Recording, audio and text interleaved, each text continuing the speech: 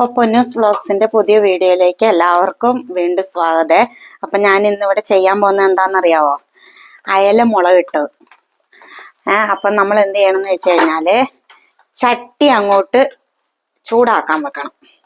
അപ്പം അടുപ്പ് കത്തിച്ചു, ചട്ടി വെച്ച് കൊടുക്കാം കേട്ടോ. അതിൻ്റെ അകത്തുള്ള വെള്ളമയമൊക്കെ പോയി ചട്ടി ചൂടായി വരും. അയലക്കറി വെക്കാൻ ആവശ്യമായിട്ടുള്ള സാധനങ്ങളാണ് പച്ചമുളക്, ഇഞ്ചിയും വെളുത്തുള്ളി ഞാൻ ഒന്നിച്ച് പേസ്റ്റ് ആക്കിയതാണ് കേട്ടോ. പിന്നെ കറിവേപ്പില, ചെറിയുള്ളി, ഇതൊരു 10 ചെറിയുള്ളി ഉണ്ട്. പിന്നെ ഉലുവ, പിന്നെ കൊടംപുളി, പിന്നെ ചൂടുവെള്ളത്തിൽ ഉപ്പിട്ടിട്ട് കുതിർത്ത് വെച്ചതാട്ടോ ഇത്. അപ്പൊ അങ്ങനെ കുതിർക്കുന്നതിന്റെ കാരണം എന്നാന്ന് വെച്ച് കഴിഞ്ഞാൽ ആ പുളിരസം മുഴുവനും ആ വെള്ളത്തിലേക്ക് വരും. അത് പിന്നെ അയല, പിന്നെ ഒരു തക്കാളി അരച്ചെടുത്തതാട്ടോ ഇത്. കാരണം കൊടംപുളി ചേർക്കുന്ന കറിക്ക് കൊഴുപ്പ് കുറച്ച് കുറവായിരിക്കും. അപ്പൊ തക്കാളി അരച്ച് ചേർക്കുമ്പോൾ നമുക്ക് ഇച്ചിരി കട്ടി കിട്ടും കറിക്ക്. അതിന് വേണ്ടിയിട്ടാട്ടോ ഇങ്ങനെ ചെയ്യുന്നത്. അപ്പൊ ചട്ടി ചൂടായിട്ടുണ്ട്. ഇനി നമുക്ക് ഇതിൻ്റെ അകത്തോട്ട് കുറച്ച് വെളിച്ചെണ്ണ ഒഴിച്ചു കൊടുക്കാം കേട്ടോ. അങ്ങനെ എണ്ണ ചൂടായതിൻ്റെ അകത്തോട്ട് നമുക്ക് എന്ത് ചെയ്യാം, കുറച്ച് ഉലുവ ഇട്ട് കൊടുക്കാം കേട്ടോ. ഉലുവയൊന്ന് ചൂടായി പൊട്ടി വരട്ടെ. അങ്ങനെ ഉലുവ നന്നായിട്ട് മൂത്തിട്ടുണ്ട് കേട്ടോ. ഇനി ഇതിൻ്റെ അകത്തോട്ട് നമുക്ക് ചെറിയുള്ളി ഇട്ട് കൊടുക്കാം.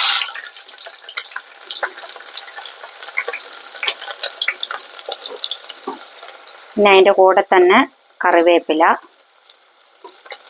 പച്ചമുളക്, ഇതെല്ലാം കൂടി ഒന്ന് വഴറ്റാം കേട്ടോ. വഴറ്റിയിട്ട് ഇഞ്ചിയും വെളുത്തുള്ളിയും കൂടി ഇട്ട് കൊടുക്കണം അതിൻ്റെ കൂടെ.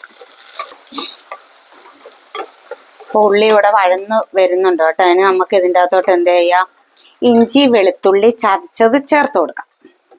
എന്നിട്ട് അവനെയും കൂടി നമുക്ക് വഴറ്റണം. ഉള്ളി അത്യാവശ്യം വഴന്ന് വന്നിട്ടുണ്ട് കേട്ടോ. അതിന് നമുക്ക് ഈ തക്കാളി അരച്ചതും കൂടെ ചേർത്ത് കൊടുക്കാവേ. അത് നന്നായിട്ട് വഴറ്റിയെടുക്കണം. എന്നിട്ടേ നമ്മൾ മസാല ഇതിൻ്റെ അകത്തേക്ക് ചേർക്കുള്ളൂ കേട്ടോ. അങ്ങനെ തക്കാളിയും വഴന്ന് വന്നിട്ടുണ്ട്. ഇനി നമുക്ക് ഇതിൻ്റെ അകത്തോട്ട് മഞ്ഞൾപ്പൊടിയും മുളക് പൊടിയും കൂടെ ആഡ് ചെയ്ത് കൊടുക്കാം കേട്ടോ. സാധാരണ മുളക് പൊടിയാണ്, അതൊരു 1/2 സ്പൂണ്. കാശ്മീരി മുളക് പൊടി, നല്ല കറിക്കൊരു കളർ ഉണ്ടാവുള്ളൂ, അതൊരു 2.5 ടേബിൾ സ്പൂൺ. പിന്നെ മുളക് പൊടി അതൊക്കെ എരിവിന് ആവശ്യത്തിന്, നിങ്ങളുടെ ആവശ്യത്തിനൊക്കെ എടുക്കുക കേട്ടോ, നിങ്ങളുടെ അളവിനനുസരിച്ചിട്ട്. ഇതിപ്പോൾ ഞാൻ എൻ്റെ അളവ് പറഞ്ഞതേ ഉള്ളൂ. ഇതിൻ്റെ അകത്തേക്ക് കുറച്ച് മഞ്ഞൾപ്പൊടി. ഇനി ഇതെല്ലാം കൂടെ ചേർത്തിട്ട് നമുക്കൊന്ന് വഴറ്റിയെടുക്കാം കേട്ടോ. ആ പച്ചമണം ഒന്ന് മാറിക്കിട്ടിയാൽ മതി. അങ്ങനെ മുളക് ഒക്കെ നന്നായിട്ട് മൂത്തിട്ടുണ്ട്, മസാല നന്നായിട്ട് മൂത്തിട്ടുണ്ട്. അപ്പം ഞാൻ പറഞ്ഞിട്ടുണ്ടായിരുന്നല്ലോ, പുളി ഉപ്പിട്ടിട്ട് കുതിർത്ത് വെച്ചതാണ് ചൂടുവെള്ളത്തിൽ. ഒരു 3 ചുള പുളിയാണ് ഞാൻ എടുത്തിട്ടുള്ളത്.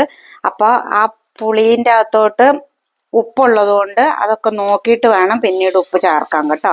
ആ വെള്ളം നമുക്ക് കംപ്ലീറ്റ് ഒഴിച്ചു കൊടുക്കാം. പുളി ഇങ്ങനെ കുതിർക്കുമ്പോൾ എന്നാന്ന് വെച്ച് കഴിഞ്ഞാൽ നല്ല സോഫ്റ്റ് ആയിട്ടുണ്ടാവും പുളി. അല്ലെങ്കിൽ അപ്പാടെ നമ്മൾ കഴുകി ഇടുന്നതാണ് ഹാർഡായിട്ടിരിക്കും.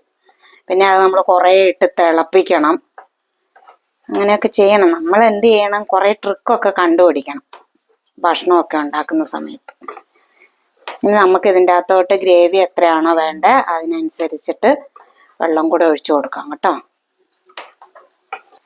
അതുകൊണ്ട് ഇനി ഇതൊന്ന് ഞാൻ കുറച്ചും കൂടെ വെള്ളം ഒഴിച്ചിട്ടുണ്ട് കേട്ടോ. എന്നാൽ അയലയൊക്കെ ഒന്ന് വെന്ത് വരണം. പിന്നെ കുറച്ച് ചാറും വേണമല്ലോ. എന്നിട്ട് നമുക്ക് ഇതിൻ്റെ അകത്ത് പുളി ഉപ്പൊക്കെ ഉണ്ടോയെന്ന് നോക്കണം. ഉണ്ടോയെന്ന് നോക്കിയിട്ട് ഇല്ലെങ്കിൽ ഉപ്പൊക്കെ ഇട്ട് കൊടുക്കണം കേട്ടോ. എന്നിട്ട് ഒന്ന് തിളച്ച് വരുമ്പം നമുക്ക് മീൻ ഇതിൻ്റെ അകത്തോട്ട് ഇട്ട് കൊടുക്കുക. എന്താണെന്നറിയത്തില്ലല്ലോ, നാക്കൊക്കെ ഉളുക്കുന്ന പോലെയുണ്ട്.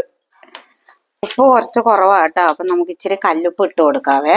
പിന്നെ കൊടംപുളി ആയതുകൊണ്ട് തന്നെ ഇരിക്കുന്നേനെ അതിൻ്റെ പുളി ഇറങ്ങി വരും. അപ്പം ആവശ്യത്തിനുള്ള പുളി ആയിക്കഴിഞ്ഞാൽ നമ്മൾ ആ പുളി എടുത്ത് മാറ്റണം കേട്ടോ കറിയിൽ നിന്ന്.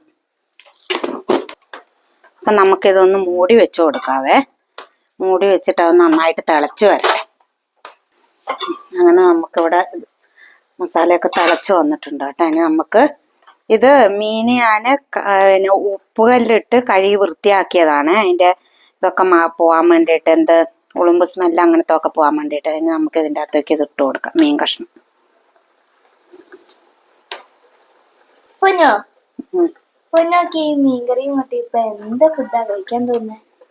നല്ല കപ്പ പുഴുങ്ങിയത്, അതായത് പച്ചക്കപ്പയില്ലേ, ആ കപ്പ നന്നായിട്ട് പുഴുങ്ങി കുഴച്ചു പുഴുങ്ങുന്നതാണ് ഇഷ്ടം.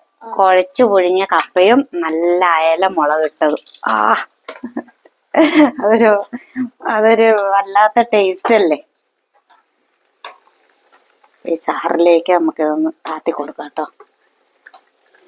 മീൻ കഷ്ണങ്ങളൊക്കെ മുകളിൽ പൊങ്ങി നിന്നാൽ ശരിയാവൂല. നമുക്ക് ഇവരെയൊക്കെ അങ്ങ് താത്തി കൊടുക്കാം. എന്നിട്ട് നമുക്ക് മൂടി വെച്ചിട്ട് വേവിക്കാം.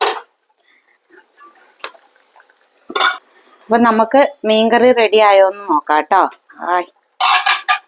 മീൻകറി നന്നായിട്ട് പറ്റി വന്നിട്ടുണ്ട്.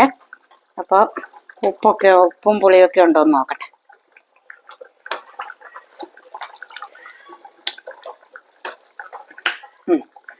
ഉപ്പും പുളിയൊക്കെ ഉണ്ട് കേട്ടോ. ഇനി നമുക്ക് ലാസ്റ്റത്തെ പണി എന്താന്ന് വെച്ച് കഴിഞ്ഞാല് ഇതിൻ്റെ അകത്തോട്ട് ലാസ്റ്റത്തെ മിനുക്ക് പണിയാണ്. കുറച്ച് പച്ചക്കറിവേപ്പില, പിന്നെ ഒഴിക്കാനുള്ളത് കുറച്ച് പച്ച വെളിച്ചെണ്ണയും കൂടി ഒഴിച്ചിട്ട് നമ്മളിത് ഇവിടെ ഒന്ന് ചുറ്റിച്ചിട്ട് അടച്ചു വെക്കും കേട്ടോ. പിന്നെ ഇളക്കല്ലേ, മീൻകറി എപ്പോഴും ഇളക്കാതെ നമ്മൾ ശ്രദ്ധിക്കണം. ഇതിങ്ങനെ ഒന്ന് ചുറ്റിച്ചിട്ട് വെച്ചാൽ മതി. അപ്പൊ ഇനി അടുപ്പ് നമുക്ക് ഗ്യാസ് ഓഫ് ചെയ്യാം. അപ്പൊ ഇത് ചട്ടിയിലായതുകൊണ്ട് തന്നെ കുറച്ചും കൂടി ഇരുന്നിട്ട് വറ്റി വരും കേട്ടോ. അപ്പോൾ നല്ല മുളകിട്ട അയലക്കറി ഇവിടെ റെഡി ആയിട്ടുണ്ട്. അങ്ങനെ അയലക്കറി ഇവിടെ റെഡി ആയിട്ടുണ്ട്. ഇനിയിപ്പം നമ്മൾ എന്ത് ചെയ്യണം, ഇത് നല്ല അരിപ്പത്തിരി, പൊറോട്ട, ഇടിയപ്പം അങ്ങനെയുള്ളതിൻ്റെ ഒക്കെ കൂടെ കഴിക്കാം കേട്ടോ. നേരത്തെ പറഞ്ഞ പോലെ കപ്പ, അതിൻ്റെ ഒക്കെ കൂടെ കഴിക്കാം. നിങ്ങളും ഉണ്ടാക്കി നോക്കണം. എല്ലാവരും ഉണ്ടാക്കുന്ന സംഭവം തന്നെയാണ്. എന്നാലും നമ്മുടെ ഈ കുഞ്ഞു വീഡിയോ ഇഷ്ടമായാൽ ലൈക്ക് ചെയ്യുക, ഷെയർ ചെയ്യുക, കമൻറ്റ് ചെയ്യുക, സബ്സ്ക്രൈബ് ചെയ്യുക. ഓൾ എന്ന ബട്ടണും കൂടെ അമർത്തി നമ്മളെ സപ്പോർട്ട് ചെയ്യുക. വീഡിയോ ഫുള്ളായിട്ടും കാണണം. എല്ലാവരുടെ സപ്പോർട്ടും നമുക്ക് വേണം. അപ്പോൾ അടുത്ത വീഡിയോ ആയിട്ട് വരുന്നിടം വരെ ടാറ്റാ.